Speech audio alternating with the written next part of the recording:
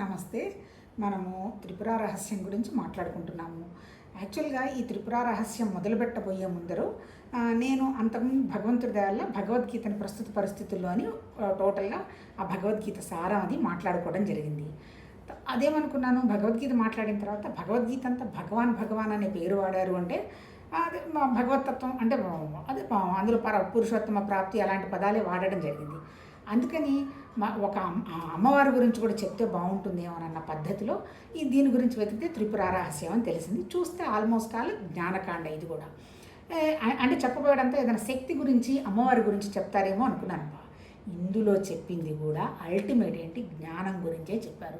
అంటే ఏంటి, మనం గనక జ్ఞానాన్ని పెంపొందించుకుంటే మనకి ఈ భూమి మీద మన శరీరం, మన ప్రాణం, మన మనసు, మన బంధువులు, మన ఇంద్రియాలు వీటన్నిటిలో నుంచి మనం బయటపడి అని మళ్ళీ ఏమి వదలం. ప్రతి క్షణం అంటే ఏంటి, ప్రతి క్షణం ఈ శరీరాన్ని, మనసుని, ప్రాణాన్ని ఉపయోగించుకుంటూ ప్రతి సెకను ఆనందంగా ఎలా ఉండాలి అనేటువంటి విషయాన్ని నిజం చెప్పాలంటే ఈ పుస్తకం కూడా చెప్పింది.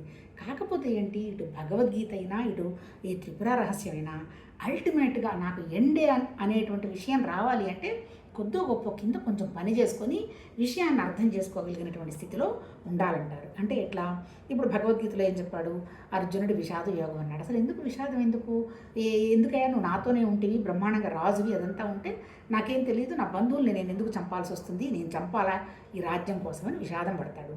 ఆ విషాదానికి కారణం ఏం చెప్తాడు భగవాను, మన మమకారం, అహంకారానికి కారణం ఐడెంటిటీ అని చెప్తాడు.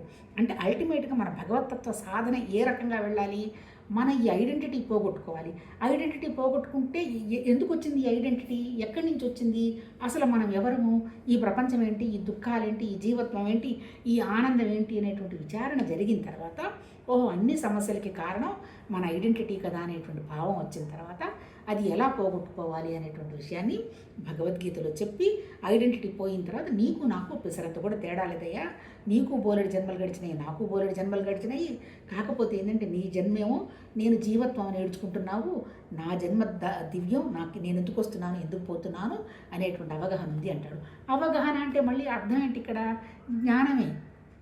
అంటే మనకి తెలియడల్లా, కానీ ఆ పరమాత్మతత్వానికి తెలుసు. ఎట్లా ఉంది ఆ పరమాత్మతత్వం అని చెప్పాడు, దానికి నామం లేదు, రూపం లేదు, నువ్వేంటో చెప్పలేవు, నీకు వ్యక్తమైన ప్రతిదీ, మారుతున్న ప్రతిదీ ఆ పరమాత్మతత్వం అనేటువంటి దాంట్లో నుంచే వచ్చింది, ఇది వస్తుంది, ఉంటుంది, వెళ్ళిపోతుంది. అందుకని సృష్టి స్థితి లయ అనేటువంటి విషయం చెప్పాడు. ఎవరు సృష్టి స్థితి లయ, అక్కడ ఏంటి, జస్ట్ ఒక క్రియేషన్ ఉండాలి అనేటువంటి ఒక ఆలోచన మాత్రమే అక్కడ వచ్చింది. పంచభూతాలు, మనసు, బుద్ధి, అహంకారం, తర్వాత మన జీవ చైతన్యం వ్యక్తమైపోయింది. ఇప్పుడు తర్వాత ఏం చెప్తున్నాడు, ఈ వ్యక్తమైన దాంట్లో ఈ జీవ చైతన్యంలో మనమేమనుకుంటున్నాం, మనం ఈ జీవ చైతన్యం మళ్ళీ మనం బుద్ధి అనేటువంటి ఒక ఇంటలెక్ట్ని తయారు చేసుకున్నాం. ఈ ఇంటలెక్ట్కి ఏం కావాలి, ఇప్పుడు భయము, కోరిక దీనికి లక్షణం. ఎందుకు, సృష్టిలోనే భయము, కోరిక ఉంది. ఎందుకంటే నిరాకారమైన దాంట్లో భయం, కోరిక లేదు. ఎందుకంటే రెండోది లేదుగా. రెండోది ఎప్పుడైతే వస్తుందో వేదం వస్తుంది అంటాడు. భగవద్గీతలో చెప్తాడు, ఎలా పోగొట్టుకోవాలంటే పని చేయవయ్యా, పని చేయకుండా కుదరదు, ముందు నువ్వు ఆ జ్ఞానస్థితికి నువ్వు తయారు కావాలి. సడన్గా నేనే జ్ఞానం, నేనే బ్రహ్మ, నేనే నిరాకారం అంటే పిచ్చెక్కినట్టు అయిపోతావు, అట్లా కుదరదు.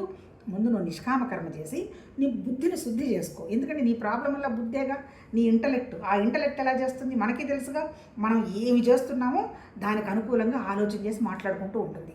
అంటే అవతల దృష్టితో ఈ ఇంటలెక్ట్ చూడదు. అందుకని ముందు ఇంటలెక్ట్ని శుద్ధి చేసుకో. అప్పుడు ఎట్లా శుద్ధి అవుతుంది, చేసే పని నా కోసం చేయటం లేదు, సమిష్టి కోసం చేస్తున్నాను అనేటువంటి ఉపయోగం. అంటే నీ కోసం ఏం చేయకుండా చెయ్యి. అలాగే భగవతత్వం అనేది ఒక నిరాకారమైనటువంటి శక్తి, సర్వత్రా ఉన్నది, నాలో ఉన్నది అనేటువంటి ఒక సింగిల్ పాయింటెడ్ మీద మనసు నిలబెట్టు.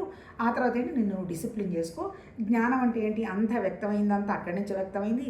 మనమందరము ప్రకృతే, ఈ ప్రకృతిలో ఉంటూ, ప్రకృతిలో పనిచేస్తూ, ప్రకృతితో ఇస్తున్నటువంటి ఆనందాలని అనుభవిస్తూ ఆ భగవతత్వం ప్రాసెస్లో ఉన్నావు అంటే ప్రకృతికి సంబంధించినటువంటి విషయంలో నుంచి నువ్వు బయటపడతావు. ఎప్పుడు పోతావు, నా కోసం ఏదైనా చేస్తే మళ్ళీ దానికి లాభం నష్టం వస్తుంది, ఇంకా నా కోసం ఏది చేయను, నా ముందుకి ఏదొస్తే అది నాది, ఆనందంగా ఉంటాం అనేటువంటి జీవన్ముక్త స్థితిని భగవద్గీత చెప్పాడబ్బా. ఇక్కడ చెప్పింది ఏంటి త్రిపుర రహస్యంలో, నేనేమనుకున్నాను, మొత్తం టోటల్గా మన దగ్గర ఉన్నవి రెండే రెండు, ఒకటి జ్ఞానం ఉంది, రెండోది మన దగ్గర ప్రాణశక్తి ఉంది. అంతే కదా, ఈ ప్రాణశక్తి జ్ఞానశక్తి ఉండబట్టే ఈ రెండిట్లో శరీరం వచ్చి పడింది. అంటే ఈ రెండు తగిలించుకున్నది శరీరాన్ని. ఎందుకు?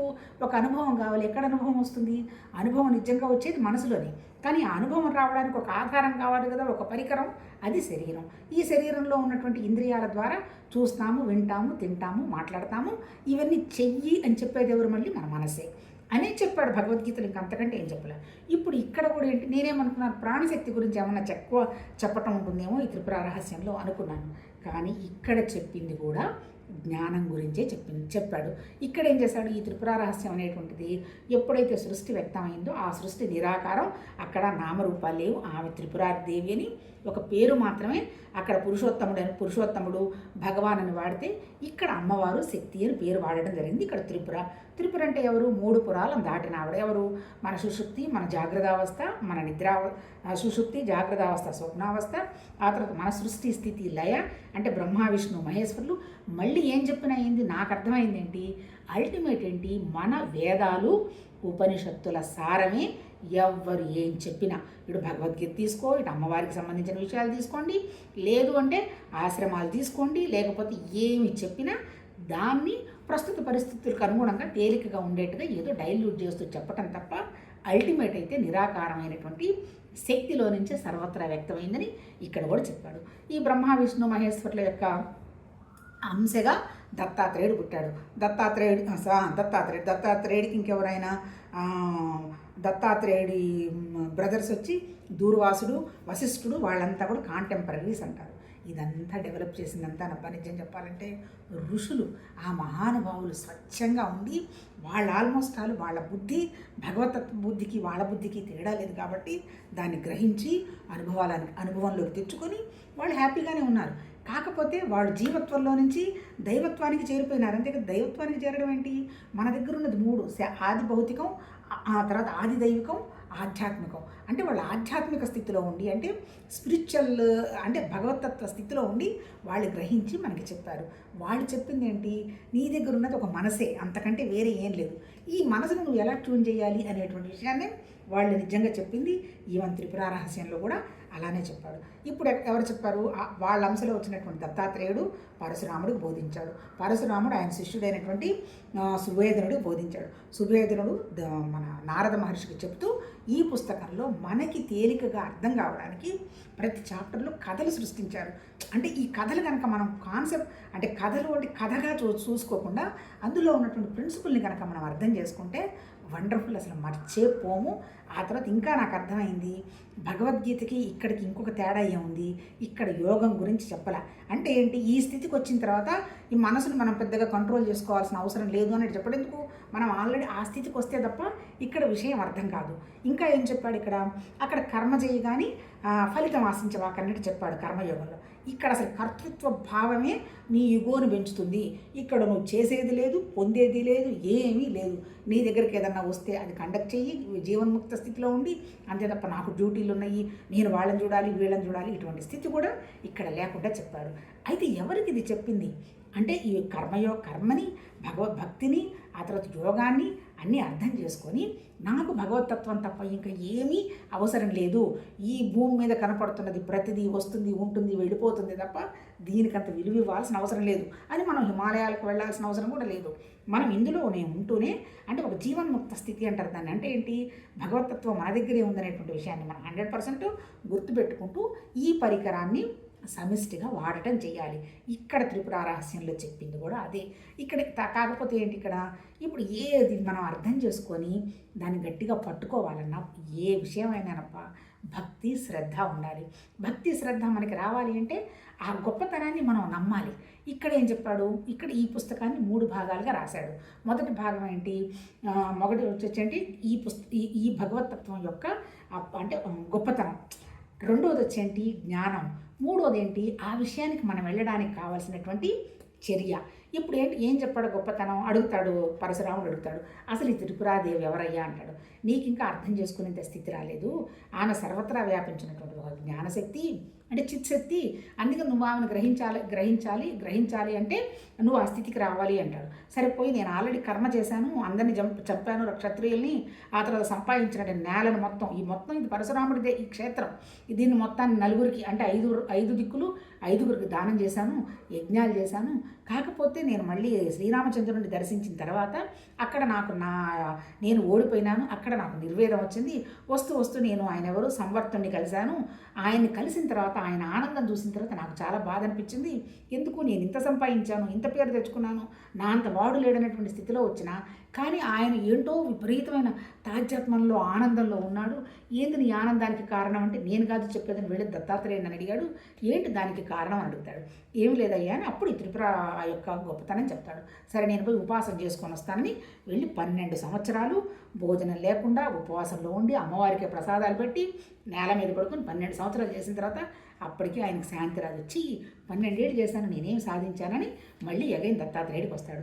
ఇక్కడ వాళ్ళు ఈ పుస్తకంలో చెప్పదలుచుకుంది ఏంటి, మనము కొద్దో గొప్ప నాకు భగవతత్వం తప్ప ఇంకా ఏమీ వద్దు అనేటువంటి ఆలోచన వచ్చినప్పుడు మాత్రమే అసలేంటి భగవతత్వం, ప్రపంచం ఏంటి, జీవత్వం ఏంటి, వస్తున్నాం అప్పుడు 60 ఏళ్ళు దాటిపోతున్నాయి, వెళ్ళిపోతున్నాము అనేటువంటి విచారణ జరుగుతుంది.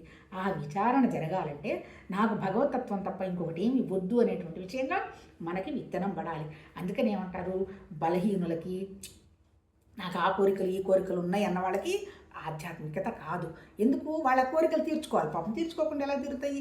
మళ్ళీ ఆ ఋషులు చెప్పింది మళ్ళీ ఇది అహంకారంగా చెప్పలే. వాళ్ళు ఈ భూమి మీద అందరూ ఏం చేయాలో వాళ్ళు చెప్పారు. కర్మ కొంతమంది చేయమన్నారు, తర్వాత భక్తిని కొంతమందిలో చూసుకోమన్నారు, యోగం కొంతమంది అన్నారు, జ్ఞానం కొంతమంది అన్నారు. అంటే ఏంటి, ఎవరికి తగ్గది వాళ్ళు చేసుకొని అల్టిమేట్ ఏంటంటే మనం ఏం చేస్తున్నా నేను భగవతత్వం అనేటువంటి జ్ఞానానికి దగ్గర అవుతున్నానా, ఈ ప్రపంచానికి దూరం అవుతున్నానా అనేటువంటి విషయాన్ని గుర్తుపెట్టాలి. ప్రపంచం మన దగ్గర నుంచి దూరం అవ్వాలి. దూరం అంటే మనం దాన్ని వదిలేసేయడం కాదు, మానసికంగా దానికి ఎలా ఎటువంటి విలువ ఇవ్వకుండా ఉన్నటువంటి స్థితికి మనం చేరాలంటే ఆ జ్ఞానం మన దగ్గరే ఉందనేటువంటి విషయాన్ని మనం గ్రహించాలి. అదే చెప్పాడు ఇక్కడ కూడా. కాకపోతే నేను ఆ స్థితికి ఎందుకు రావటం లేదు అని పరశురాముడు అడుగుతాడు. ఎందుకంటే నీకు విచారం లేదు. విచారణ చెయ్యి. ఏంటిది అది ఇదని నువ్వు ఇప్పుడు ఏంటి, ఎట్లా నువ్వు కర్మ చేసావు, తర్వాత భక్తి అయిపోయింది. ఇప్పుడు నువ్వు చేయాల్సిన పని ఏంటి, ఆల్రెడీ సత్సంగా ఆయన్ని కలిసావు కాబట్టి, ఆయన ఆనందాన్ని నువ్వు గ్రహించావు కాబట్టి, నువ్వు ఆయన ఆనందం అని అనుకుంటున్నావు కాబట్టి విచారణ చెయ్యి. ఆ సత్సంగం వల్లనే నీకు ఆ విచారణ చేద్దామని ఆలోచన వచ్చింది అని చెప్తూ ఆ తర్వాత ఈ సత్సంగం యొక్క విలువని మన సువేదనుడు చక్కగా వర్ణిస్తాడు. మళ్ళీ ఇక్కడ 2 పాత్రలను తీసుకొస్తాడు. ఎవరు, హేమచూడు అనేటువంటి రాజు, ఆయన భార్య హేమలేఖ. మళ్ళీ ఇక్కడేం చెప్పదలుచుకున్నాడు, గురువులు అంటే ఎవరో గురువులని కాదు, ఎవరు మనకి జ్ఞానాన్ని బోధిస్తే వాళ్ళని గురువుగా స్వీకరించచ్చు అన్నాడు. ఆయనకు ఒరిజినల్గా స్త్రీ, ఆయన భార్య ఆయనకు గురువు. ఆమె చెప్పటం మొదలు పెడుతుంది. ఏం చెప్తుంది అంటే ఆయనకి కొంచెం విరక్తి వచ్చేట్టుగా, అంటే ఆయన మీద ఆమెకి ప్రేమ లేకపోలేదు కదా. ఏమంటుంది, నేను నీతో ఇంత ఆనందంగా ఉన్నాను కదా, నువ్వు ఇంత అందంగా ఉన్నావు, మరి ఎందుకు నువ్వు సంతోషపడలేదు అంటాడు. దానికి ఆమె ఏం చెప్తుంది, నాదా ఆనందం అనేది అందం వల్లనో ఇంకోటి కాదు, నువ్వు మనసులోని దాన్ని ఊహించుకొని నీ ఇంద్రియాలు ఇంకా నీకు ఏమి అది ఒక అంటే ఏంటి, నాకు ఇది కావాలి అనే భావంతో ప్రాసెస్ అయిపోతుంది. అప్పుడు అందం ఉన్నా లేకపోయినా అందమే నా అందం అనుకుంటావు. అంతే తప్ప చాలా అందంగా ఉన్నవాళ్ళు ఎంత సంతోషంగా ఉన్నారో, ఏమీ అందంగా లేని వాళ్ళు కూడా వాళ్ళు హ్యాపీగా సుఖంగా సంసారం చేస్తూ పిల్లల్ని పెంచుకుంటూ వాళ్ళు తినే ఫుడ్ ఆహారం ఆనందంగా తింటూ ఉన్నారు. ఇక్కడ అందరూ సమంగానే ఉన్నారు నాదా.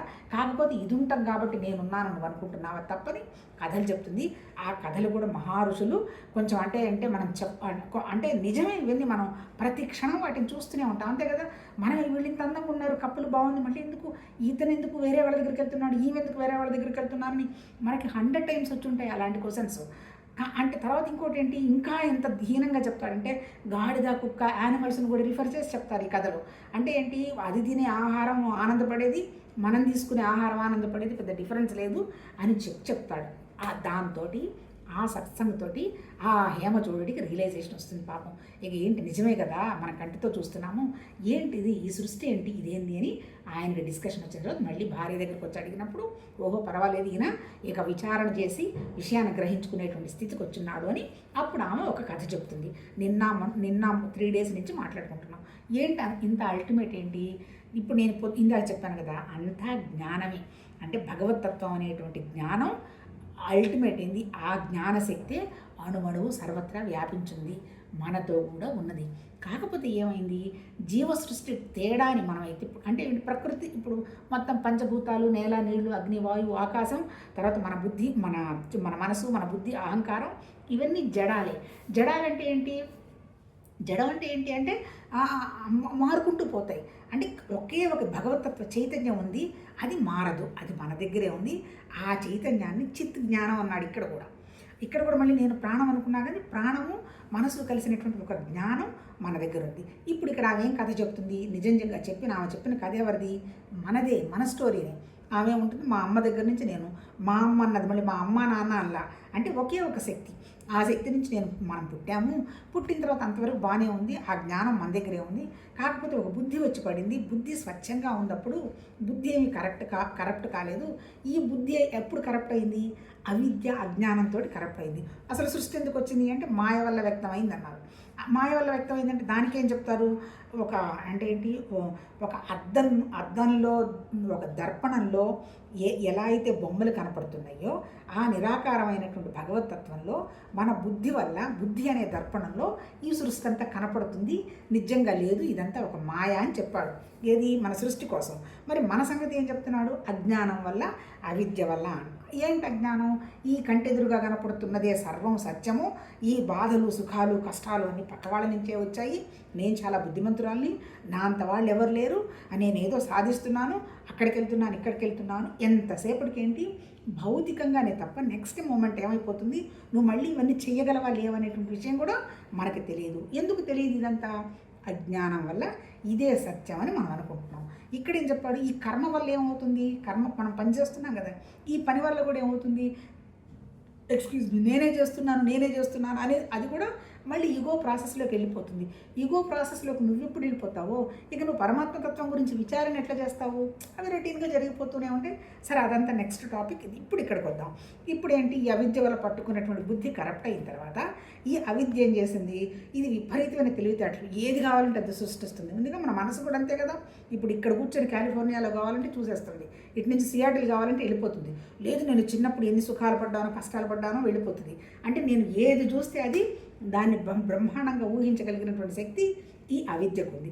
ఈ అవిద్యకు పుట్టిన వ్యవహారం ఏంటి, అవిద్య వల్ల వచ్చింది ఏంటి, మోహము, మూఢత్వము, కోరికలు, ఇవన్నీ వచ్చాయి. ఇదేం చేసింది, ఇదే నిజంగా చెప్పాలంటే ఈ అవిద్య తర్వాత వచ్చింది మూఢత్వం. ఇదంతా ఏంటి, మన మనస్సు. ఈ మనసు వెళ్ళి మళ్ళీ బుద్ధిని పట్టుకుంది. బుద్ధి నిజంగా ఏంటి, బుద్ధి అంటే ఇంటలెక్ట్, దానికి తెలివితేటలు చాలా ఉన్నాయి, డిస్క్రిమినేటరీ పవర్ ఉంది, వైరాగ్యం తెచ్చుకోగలిగిన శక్తి ఉంది, అది మంచిదే. కానీ ఈ మనసు వెళ్ళి ఈ సంకల్ప వికల్పాలు చేసి అది కావాలి, ఇది కావాలి అనేటువంటి మోహం వల్ల పోయి ఈ బుద్ధిని పట్టుకొని బుద్ధితో కూడా కలిపి ఇంకొక ప్రాసెస్ క్రియేట్ చేశారు. ఏంటది, అది ప్రాసెస్ ఏంటది, వీడు మూఢుడు అనేటువంటి వాడు ఒకడు వచ్చాడు భూమి మీదకి. మూఢత్వమే కదా, అంటే ఏంటి, మనసులో అవిద్య, అజ్ఞానం, తర్వాత మూఢత్వం, తర్వాత ఈ మూఢత్వంతో పాటు బుద్ధి పట్టుకున్నట్టు మూఢత్వంతో పాటు అస్థిరత్వం వచ్చేసింది. ఇప్పుడు బుద్ధి ఏమైపోయింది, బుద్ధి కంప్లీట్గా కరప్ట్ అయిపోయి ఇంకెంతసేపటికి ఇదేం చేస్తుంది, హాయిగా వెళ్ళి అవిద్య ఇచ్చినటువంటి కొడుకున్నాడు కదా, కొడుకు అంటే ఎవరు, మోహం, ఈ మోహంతో లింక్ అయి సంతోషంగా ఏం కావాలంటే తెచ్చుకోవడము, ఉంటాము, అలా చేసుకుంటుంది. ఎవరు, మన మనస్సు. ఇప్పుడు పాపం ఒరిజినల్గా మనం ఎవరు అసలు, మనం ఆ నిరాకారమైనటువంటి భగవతత్వం దగ్గర ఎటువంటి జ్ఞానం అయితే ఉందో అలాంటి జ్ఞానశక్తి ఉన్న వాళ్ళం మనం. ఆ భగవతత్వ శక్తి ఏం చేస్తుంది, అన్నీ చూస్తుంది కానీ అది ఎందులో ఇన్వాల్వ్ అవ్వదు. ఇప్పుడు ఇక్కడ ఈ స్టోరీలో ఏం చెప్తాడు, ఈ చేసే పని ఎవరు, ఈ అజ్ఞానం ఈ బుద్ధిని పట్టుకున్నప్పుడు ఇది ఏంటి, నిరాకారమైనటువంటి అమ్మవారి శక్తికి సంబంధం లేకుండా చేసుకుంటూ పోతుంది అంటాడు. అంటే అర్థం ఏంటి, ఈ బుద్ధి సృష్టిస్తున్న వాటికి అక్కడ ఉన్నటువంటి నిరాకారమైనటువంటి శక్తికి సంబంధమే లేదు. అదే శక్తి మన దగ్గర సాక్షి రూపంలో కూర్చోనుంది, ఉండబట్టే ఈ శరీరం ఉంది, నోట్లో నుంచి మాట వస్తుంది. అంటే అర్థం ఏంటి, ఆ భగవతత్వ చైతన్యం మన దగ్గర ఉంది, చూస్తుంది. కాకపోతే బుద్ధి ఏం చేస్తుంది, పాపం బుద్ధి అంటే దీనికి చాలా ఇష్టం. ఎందుకు, బుద్ధిని పంపించింది వాళ్ళ అమ్మేగా, అంటే నా జ్ఞానంతో పాటు నా బుద్ధి కూడా ఉంది కదా, బుద్ధి ఏం చేస్తున్నా ఇదేం చేయలేదు. ఈ బుద్ధి వెళ్ళి ఏం చేస్తుంది, హ్యాపీగా అజ్ఞానంతో, అవిద్యతోటి, మూఢత్వంతో కలిసిపోయి దాని ఇష్టం వచ్చినట్టు చేస్తుంది. ఈ చేస్తున్న క్రమంలో అందరు చూస్తున్న వాళ్ళు ఏమనుకుంటున్నారు, ఈ జ్ఞానం కూడా కరప్ట్ అయిపోయింది, ఈ భగవతత్వంలో ఉన్నటువంటి ఈ శక్తి కూడా మంచిది కాదని బుద్ధిని, జ్ఞానాన్ని, మనసుని, శరీరాన్ని అన్నీ కలిపి ఒక ఘాటను కట్టేస్తున్నారట. ఎవరికైతే కొద్దో గొప్ప ఒక జ్ఞానస్థితి ఉంటుందో, భగవతత్వం కోసం సాధన చేసి ఉంటారో వాళ్ళు ఏమనుకుంటారో ఈ బుద్ధి, ఈ లోపల ఉన్నటువంటి భగవతత్వ జ్ఞానం ఎప్పటికీ కరెక్ట్ కాదు, కరెక్ట్ అవుతున్నదంతా బుద్ధి అనేటువంటి విషయాన్ని గ్రహిస్తారు. అంటే ఏంటి, ఆత్మకి చావు లేదు, చావు లేదు అంటే అర్థం ఏంటి, ఆత్మ కదలదు పెదలదు అంటే అర్థం ఏంటి, ఆత్మ అంటే జ్ఞానం. మన సృష్టికి కారణం ఏంటి, ఆ జ్ఞానం అనేటువంటి ఆలోచనే. మన సృష్టికి కారణం కూడా జ్ఞానమే. కాకపోతే ఏంటి, మన సృష్టిలో ఏమైంది, ఈ బుద్ధి, ఈ కోరికలు, ఈ హంగామా, ఇదంతా ఎప్పుడెప్పుడో పెట్టుకున్నటువంటి అజ్ఞానం, జ్ఞాపకాల వల్ల దాని చుట్టూనే తిరుగుతుంది. ఇప్పుడు ఇక్కడ ఏం చెప్పిన తర్వాత, ఇప్పుడు ఈ ఈ మన ఫ్రెండ్ ఉంది కదా, ఈ బుద్ధికి ఈ అజ్ఞానం, ఈ మూఢత్వంలో నుంచి మళ్ళీ ఇంకొక ప్రాసెస్ వచ్చింది మన మనస్సుకి. ఏంటది, అస్థిరత. ఒక్క నిమిషం మనకు స్థిరం లేదు, మాట్లాడుతూనే ఉంటాము, మళ్ళీ సడన్గా ఇంకో టాపిక్లోకి వెళ్ళిపోతాము, చేస్తూనే ఉంటాము, మళ్ళీ ఇంకో టాపిక్లోకి వెళ్ళిపోతాము. ఏం చేస్తున్నామో తెలియదు, ఏం తింటున్నామో తెలియదు, ఏది కరెక్టో తెలియదు, ఏది కరెక్ట్ కాదో తెలియదు. మనందరి స్థితి అదే కదా, కన్ఫ్యూషన్ కదా. కాకపోతే మనం చేస్తున్నదే ఇది కరెక్ట్ అనేటువంటి విషయంగా మనం స్టాంప్ వేసుకుంటాం. మనది కరెక్ట్ అని ఎవరైతే అంటారో వాళ్ళ దగ్గరికి వెళ్ళి మనం వాళ్ళని మిత్రులు అనుకుంటాం. అమ్మ నువ్వు చేసింది కరెక్ట్ కాదని ఎవరైనా చెప్పారంటే వాళ్ళకి మనకు శత్రువులు, ఎందుకంటే వాళ్ళు మనకు ప్రియంగా మాట్లాడలేదు కదా, వాళ్ళని తీసేస్తాం. ఇదంతా నిజం చెప్పాలంటే ఈవెన్ త్రిపుర రహస్యంలో జ్ఞానకాండ కూడా మన బయోగ్రఫీని చెప్పాడు. ఈ అస్థిరత్వం ఏం చేస్తుంది, ఈ అస్థిరత్వానికి, ఈ బుద్ధికి 5 మళ్ళీ ఇంద్రియాలు వచ్చి పడ్డాయి. ఏంటవి, జ్ఞానేంద్రియాలు. ఎట్లా, పంచభూతాలు ఉన్నాయి కదా, ఇప్పుడు మన సృష్టి వ్యక్తమైందంతా పంచభూతాలు అన్నారు కదా, ఈ పంచభూతాలకి ఏ లక్షణాలు ఉన్నాయో మన దగ్గర కూడా అవే లక్షణాలు ఉన్నాయి. ఏంటవి, నేల, నీళ్లు, అగ్ని, వాయువు, ఆకాశం. వాటిని మళ్ళీ పంచకోశాలు అన్నారేంటి, అన్నమయ, ప్రాణమయ, మనోమయ, విజ్ఞానమయ, ఆనందకోశాలు. వాటితో పాటేంటి, ఈ పంచభూతాల్లో మళ్ళీ మన సృష్టి, స్థితి, లయ. అంటే ఏంటి, నాకు స్థూల శరీరం ఉంది, లోపల ఒక సూక్ష్మ శరీరం ఉంది, ఎందుకు వచ్చాను అనేటువంటి విషయం నాకు తెలియదు, కానీ ఒక కారణం ఉన్నది. ఇప్పుడు ఇక్కడ ఏమైంది, ఈ స్థూల శరీరానికి సంబంధించినవి 5 కర్మేంద్రియాలు. 5 కర్మేంద్రియాలు పంచభూతాలే, 5 కర్మేంద్రియాలు. తర్వాత ఆ సూక్ష్మ శరీరానికి సంబంధించి 5 జ్ఞానేంద్రియాలు. ఏంటవి జ్ఞానేంద్రియాలు, మన దగ్గర ఉన్నటువంటి ఫస్ట్ది వచ్చేమో ముక్కు, రెండోది వచ్చేమో నీటి తత్వం నోరు, మూడోది వచ్చి కళ్ళు, నాలుగోది వచ్చి స్పర్శ, 5వది వచ్చి ఆకాశం. అంటే ఏంటి, ఈ 5 పంచభూతాల తత్వాలు మళ్ళీ మన దగ్గర ఉన్నాయి. అంటే 5 జ్ఞానేంద్రియాలు ఉన్నాయి. ఇప్పుడు ఇక్కడ ఏంటి, ఈ మనసు ఉన్నటువంటి అస్థిరత్వం అనేటువంటి మనసు, ఈ బుద్ధికి ఎవరు వచ్చి పడ్డారు, ఇంద్రియాలు ఉన్నాయి మన దగ్గర. ఈ ఇంద్రియాల లక్షణాలు ఏంటి, ఆకాశతత్వం, చెవులు ఎప్పుడు ఏదో సోది విందామని ప్రయత్నం చేస్తూ ఉంటుంది. స్పర్శ, ఎప్పుడు దీనికి ఏంటి, ఎక్కడికి పోతే అంటే స్పర్శ అంటే ఇప్పుడు బయట చల్లగా ఉంది, వేడిగా ఉంది, ఆహారం వెచ్చగా ఉంది, వేడిగా ఉంది, ఇట్లా ఉంటుంది స్పర్శ. మూడోది ఏంటి, కళ్ళు, ఎంతసేపటికి అది చూద్దామా, ఇది చూద్దామా, అక్కడ బాగుంది, ఇక్కడ బాగుందని పరుగులు పెట్టడం. తర్వాత ఏంటి, నోరు, అది తిందామా, ఇది తిందామా, ఈ పులుపు, కారం, ఇది ఆరోగ్యం, ఇది అనారోగ్యం, ఇది ఆర్గానిక్, ఇది అనార్గానిక్, ఈ గోళ. నెక్స్ట్ భూమి, రకరకాల ఉన్నాయి, భూమి మీద వాసనలు ఉన్నాయి, డెత్తులు ఉన్నాయి, అన్నీ ఉన్నాయి, అన్నీ చూసుకుంటూ కూర్చొని ఉంది. ఇప్పుడు 5 ఇంద్రియాలను ఏం చేశాయి, ఇప్పుడు ఎవరు, ఈ బుద్ధి, మనసు కలిసి మన ఒరిజినల్ జ్ఞానానికి ఇచ్చేసాయి. అంటే వీటి విషయం అంతా మళ్ళీ గ్రహిస్తున్నది ఎవరు, జ్ఞానం గ్రహిస్తున్నది. కానీ జ్ఞానం ఏం చేయదుగా, జస్ట్ చూస్తూ ఉంటుంది. ఇప్పుడు ఏం చేస్తున్నారు వీళ్ళిద్దరు ఎవరు, ఈ మనసు, బుద్ధి ఎప్పుడప్పుడు ఒక్కోసారి ఒక్కొక్క ఇంద్రియానికి దగ్గరికి వెళ్ళడము, వాటిని కాసేపు అనుభవించడం, మళ్ళీ వెనక్కి రావడం, మళ్ళీ ఒక్కొక్క ఇంద్రియాన్ని దగ్గరికి వెళ్ళడం, వాటిని అనుభవించడం, మళ్ళీ అంతే కదా. మా ఆకాశం దగ్గరికి శబ్దం వెళ్తాయి, చెవులు రకరకాల గాసిప్స్ అవన్నీ వింటాయి పాపం. ఆ తర్వాత స్పర్శలు, రకరకాల స్పర్శలు ఎంజాయ్ చేస్తాయి, రకరకాలవి చూస్తాయి. కానీ ఎక్కడా కూడా ఈ మనసు, బుద్ధి ఒక చోట పడి ఉండలేవు. ఎందుకు, ఇప్పుడు మనం కూడా చూడండి, వీటి లక్షణం ఏంటి, ఈ మనసు ఎప్పుడు చంచలం చేస్తూ ఉంటుంది. ఈ చంచలం చేస్తున్నటువంటి ఈ అవిద్యలో అంటే ఏంటి, తెలివి లేనటువంటి ఈ మనసు ఈ బుద్ధిని కూడా కరప్ట్ చేసి రకరకాల చోటకి తీసుకెళ్తుంది, కానీ ఒక్క చోట స్థిరంగా ఉండవన్నమాట. ఇప్పుడు ఏం చేస్తాడు, మళ్ళీ ఇటువంటి పరిస్థితుల్లో మళ్ళీ ఇక్కడ చంచలత్వం వచ్చేస్తుంది. మనసుకు చంచలమే కదా, అటు పరిగెడుతుంది, ఇటు పడుతుంది, ఇంకా డైల్యూట్ అవుతూ ఇంకేమొచ్చింది, ఈ చంచలత్వంతో పాటు ఆశ పెట్టుకుంది. మనసే ఆశ ఎప్పుడైతే పెట్టుకుందో తీరకపోతే కోపం, ఎట్లా తీర్చుకుందాము అంటే చెడ్డ పేరు. ఇలా మనమంతా కూడా ఈ మనసుని పెట్టుకొని ఈ భౌతికంగా కోరికలు అంటూ ఒక కోరిక తీరిన తర్వాత ఒక కోరిక తీరిన తర్వాత ఒక కోరిక మనం పరుగులు పెడుతూ ఉన్నాం. ఇదే జరుగుతుంది. ఇంకా ఈ జన్మలో తీరలేదు, మళ్ళీ ఇంకొక పురాన్ని తయారు చేసుకొని మళ్ళీ ఆ పురంలోకి వెళ్ళి కొన్నాళ్ళుండి అక్కడ మన కర్మకు అనుగుణంగా ఇంకోటి తయారు చేసుకొని మళ్ళీ దాని చుట్టూ తిరుగుతూ ఉన్నాము. అన్లెస్ అండ్ అంటిల్ మన బుద్ధికి వివేకం వైరాగ్యం రాందే ఈ డ్రామా, ఈ ప్రయాణం, ఈ కోరికలు ఆగనే ఆగం. ఎప్పుడైతే బుద్ధికి కొంచెం ఇంత తిరిగాను, ఈ పురంలో ఇంకేముంది, మళ్ళీ పాపం మనకు సహాయంగా పాపం ఒక ప్రాణం కూడా ఉంది. ఆ ప్రాణం పాపం సహాయం చేస్తూనే ఉంది. అంటే మన దగ్గర ప్రాణం ఉంది, మన దగ్గర మనసు ఉంది, దాంతోపాటు లోపల భగవతత్వం అనేటువంటి ఒక జ్ఞానం ఉంది. ఇన్ని ఉన్నా శాంతి లేదు. సుఖం వస్తుంది అనుకుంటాం కానీ వచ్చేది దుఃఖమే. మీరు ఏ విషయమన్నా భౌతికంగా చూడండి, ఫుల్ సంతోషం, సుఖం అనేది ఉండనే ఉండదు. అంతంత ఇప్పుడంతా శ్రమ పడ్డామనుకోండి, మళ్ళీ శరీరం వెళ్ళి రెస్ట్ తీసుకోవాలిగా, అది దుఃఖమేగా. తెగ ఆలోచించాము, ఏదో చెప్పాము, రాసాము, ఉన్నాము, మళ్ళీ కాసేపు రిలాక్స్ అవుదాం అనిపిస్తుంది, అది దుఃఖమేగా. అంటే ఏంటి, ఈ రెండు సమ్మేళనమే ఈ భౌతికంగా ఉన్నటువంటి ప్రతిదీ కూడా. సరే, ఇప్పుడు ఏం చేస్తుంది, ఇక బుద్ధి కొంచెం వచ్చిన తర్వాత అప్పుడు మన లోపల ఉన్నటువంటి మన జ్ఞానంతో ఇంకా నాకు అయిపోయింది, నాకు విరక్తి వచ్చింది, నేను తిరిగి చచ్చిపోతున్నాను, ఇంకా నా వల్ల కాదు అన్నప్పుడు, అప్పుడు ఎప్పుడైతే ఆ థాట్ బుద్ధికి వచ్చిందో వెంటనే తను ఎలా ముందుకెళ్ళాలి అనే విధంగా ఒక గురువో, ఒక సత్సంగమో, ఒక పుస్తకమో వచ్చి పడుతుంది.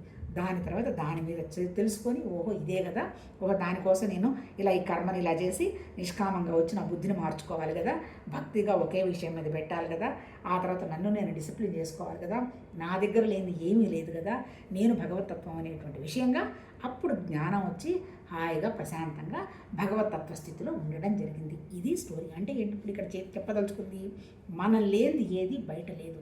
మన ఇట్లా చెయ్యకుండా మన 24 గంటలు ఈ టెన్షన్ అంతా పెడుతున్నది ఎవరు, మన లోపల ఉన్నటువంటి మన జ్ఞాపకాల్లో ఉన్నటువంటి అజ్ఞానమైనటువంటి కోరికలు.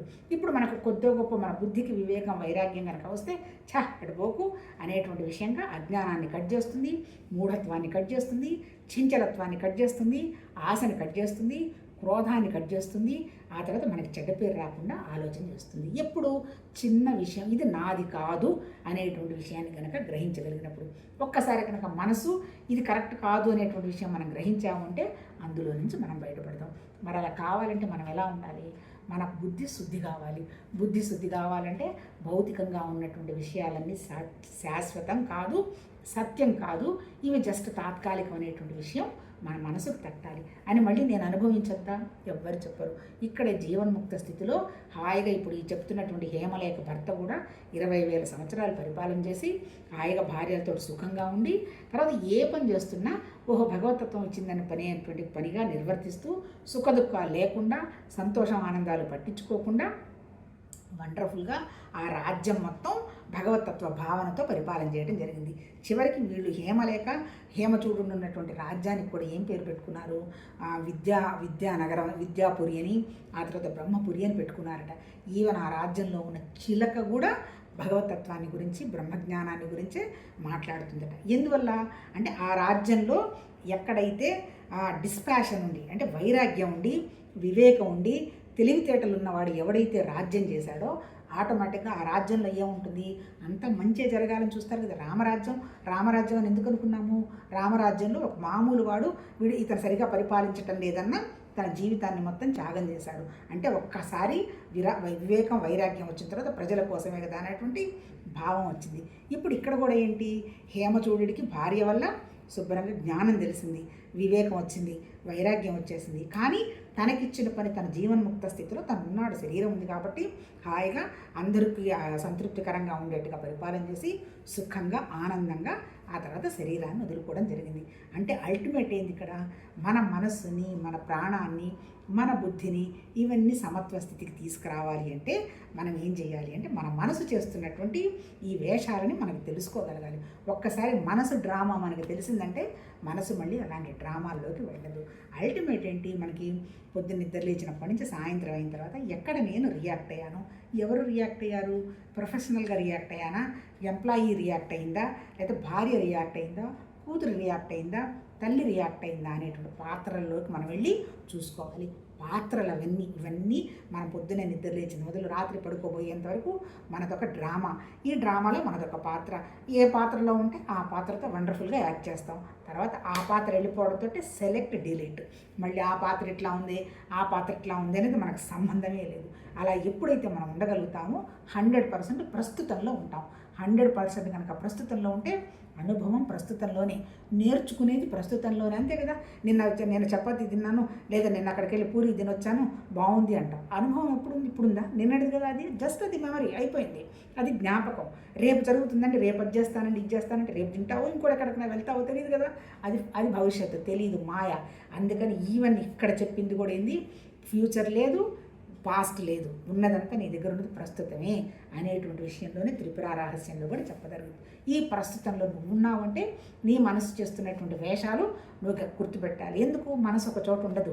ఇది ఉంటే చెప్పలేం కదా, ఉంటే జరిగిపోయిన విషయాల్లో ఉంటుంది, అప్పుడిట్టా ఇప్పుడిట్టా ఇలా అలా ఉంటుంది. లేదు అంటే జరగబోయేటువంటిది మాయ, ఎవరికి తెలియదు. అందుకని దాని గురించి ఊహలు, రకరకాల కల్పనలు చేస్తూ ఉంటుంది. ప్రస్తుతంలో ఉంటే వాళ్ళిలా వీళ్ళిలా అని పోల్చుకుంటుంది. ఇది చెయ్యాలి అంటే మన మనసు మీద మనం పనిచేసుకోవాలి. ఇక్కడ భగవద్గీతలో చెప్పినా, త్రిపుర రహస్యంలో చెప్పినా ఎక్కడో స్వర్గం ఉంది, నరకం ఉంది, దేవుళ్ళు ఉన్నారని చెప్పలే. భగవద్గీతలో ఏం చెప్పాడు? ఈ తయారైనటువంటి ఎవరు ఏ రకంగా పూజ చేస్తే వాళ్ళు ఆ స్థితికి చేరతారు అన్నాడు. అంటే అర్థం ఏంటి? అందరిలో ఉన్నది భగవతత్వమే కాబట్టి నువ్వు ఏ కోరిక కోరుకుంటే ఆ కోరిక అవుతుంది. నేను ఇల్లు కట్టాలి అని అనుకొని మా స్వామి వెంకటేశ్వర స్వామి నేను ఒక ఏమంటారు దాన్ని డూప్లెక్స్ హౌస్ కట్టుకోవాలని అనుకున్నావు అనుకో, దానికి ప్రయత్నం నువ్వేగా చేస్తావు, ఆయన వచ్చి ఏం చెయ్యడు. కాకపోతే ఏంటి, వెంకటేశ్వర స్వామి నీకు ఇల్లు కట్టుకోవడానికి అవకాశం ఇస్తున్నాడు అని నువ్వు సంపాదించిన 10 రూపాయలు 20 రూపాయలు నువ్వు డబ్బాలో పడేసి వస్తావు అంతే. కానీ నీ దగ్గర ఉన్నటువంటి జ్ఞానమే అది నడుస్తుంది. అందుకని ఏం చెప్తున్నాడు భగవద్గీతలో, నేను చేసేది ఏందయ్యా, ఎవరు ఏది కోరుకుంటే దానికి అనుగుణంగా వాళ్ళు చేసుకుంటూ పోతారు అన్నాడు. అంటే 800 మంది ప్రజలకు చెప్పాడు తప్ప భగవద్గీతలో కూడా రాముడని కానీ, కృష్ణుడని కానీ, అమ్మవారిని కానీ నామరూపాలు చెప్పలే. జ్ఞానం గురించే చెప్పాడు. నీ దగ్గర ఏముంది ఆ జ్ఞానం, నీకు ఏ కోరిక ఉంటే ఆ కోరిక అనుగుణంగా నువ్వు ప్రాసెస్ చేస్తావు. కాకపోతే ఈ కోరిక సబబా కాదా అని విచారణ చేసుకోవాల్సింది ఎవరు? నువ్వే. ఎప్పుడు విచారణ చేస్తావు? నీ బుద్ధికి శుద్ధి ఏర్పడితేనే విచారణ చేస్తావని భగవద్గీతలో చెప్పాడు. ఇక్కడ కూడా ఏంటి, అమ్మవారు ఒకటే, ప్రాణశక్తి భగవతత్వ శక్తి ఒకటే, ఆమె నుంచే బ్రహ్మ విష్ణు మహేశ్వరులు వచ్చారన్నాడు. అంటే ఏంటి, వాళ్లే సృష్టి చేసుకుంటూ పోతున్నారన్నాడు. అంటే జరుగుతున్న సృష్టికి ఆమెలో సృష్టి జరుగుతుంది కానీ ఆమెకేమీ సంబంధం లేదు, అంటే భగవతత్వానికి ఏమీ సంబంధం లేదు. తర్వాత ఈ పోలేడు అష్టలక్ష్ములు రూపాలు, శ్రీలలిత, తర్వాత ఇంకోటి ఏంటి ఆ శ్రీ విద్య, ఇదంతా కూడా మన దత్తాత్రేయుడు వాళ్ళ, పరశురాముడు వాళ్ళందరికీ సంబంధించింది. కాకపోతే డైరెక్ట్గా నిరాకారమైన శక్తికి వెళ్ళలేరు కాబట్టి నాకు డబ్బులు కావాలి, ఇదిగోనమ్మా వరలక్ష్మి వ్రతం చేసుకో, నాకు ఆరోగ్యం కావాలి, అదిగో సంతోషమాత, ఆరోగ్యమాత, ఇట్లా రకరకాలవన్నీ ఎవరి భావాలకు అనుగుణంగా వాళ్ళు చేసుకుంటూ పోతున్నారు. తప్పేమీ లేదు. కాకపోతే ఈ చేస్తున్న క్రమంలో మనం భగవతత్వానికి లింక్ అవుతున్నామా, ఇంకా ప్రపంచ కోరికలకు వెళుతున్నామా అనేటువంటి వివేకం పెట్టుకుంటే సుఖంగా ఉంటాం. లేదు అంటే నువ్వు ఎన్ని కోరికలు నెరవేర్చుకుంటున్నా కోరికలు ఉంటాయి, దుఃఖం ఉంటుంది. అది అలా ఒక డ్రామాలాగా, ఒక పాయసంలో ఈగలు పడ్డట్టుగా అలా అలా కొట్టుకుంటూ మళ్ళీ పోతాం, మళ్ళీ వస్తాం అని చెప్తున్నారు వాళ్ళు, నేను చెప్తున్నది కాదు. అందుకనేంటి, ఈ మనసు మీద మనం పనిచేసుకుంటూ భగవతత్వం మీద, నిరాకారం మీద మన మనసుని పెట్టి లోపల మన దగ్గరే ఉన్నటువంటి జ్ఞానం అనేటువంటి విషయాన్ని గ్రహిస్తూ లోపల మనకి జ్ఞానం సలహాలు ఇస్తూ కూడా ఉంటుంది. కానీ మన బుద్ధికి వివేకం వైరాగ్యం లేదని కాదు, మనకి ఎక్కనే ఎక్కువ. అనవసరంగా మాట్లాడుతున్నావు ఆగు, అనవసరంగా తింటున్నావు ఆగు, నీ ఆరోగ్యం పాడవుతుంది ఆగు, ఇంకా చాలు సంపాదించుకున్నావు ఆగు, ఎవరు వినరు. అందుకని ఎప్పుడైతే మన బుద్ధి శుద్ధి అవుతుందో అప్పుడు మనం వినడం మొదలు పెడతాం. ఓహో, ఈ శక్తి నా దగ్గరే ఉంది కదా, నేను లేనిదే ఈ ప్రపంచమే లేదు, నేను మాట్లాడుతున్నానంటే నేను ఉండబట్టే ఉన్నాను. సపోజ్ నా బాడీ వెళ్ళిపోయింది అనుకో, ఎవరితో మాట్లాడతాను? అంటే ఎవరికి ముఖ్యం? నా జ్ఞానం నాకు ముఖ్యం, నా ప్రశాంతత నాకు ముఖ్యం, నా ఆరోగ్యం నాకు ముఖ్యం. ఎందుకు? ఈ పరికరం ఆరోగ్యంగా ఉంటే ఏదైనా మాట్లాడినా, తిన్నా, చేసినా ఎలా చేస్తావు? అప్పుడు నీ బుద్ధికి వివేక వైరాగ్యాలు ఉన్నప్పుడు మాత్రమే జరుగుతుంది అని చెప్తున్నాడు. ఈ కథ ఇవాళతో కంప్లీట్ చేసి రేపు కొత్త టాపిక్ మాట్లాడదాం. అంటే హేమచూడుడు ఈ సత్సంగం వల్ల, విచారణ వల్ల సత్యాన్ని అర్థం చేసుకున్నాడు, భార్యను గురువుగా ఉంది అనేటువంటి విషయాన్ని చెప్పడం జరిగింది. రేపు ఇంకో టాపిక్ మాట్లాడుకుందాం. నమస్తే.